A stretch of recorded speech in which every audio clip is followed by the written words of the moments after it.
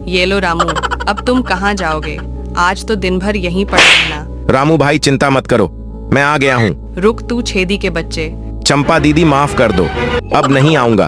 क्या करूं यार, चंपा तो बहुत सख्त हो गई है। चलो जल्दी से एक रस्सी बनाकर छेदी तक मैसेज पहुंचा देता हूं। छेदी भाई जल्दी आ जाओ, तुम्हारा इंतजार रहेगा।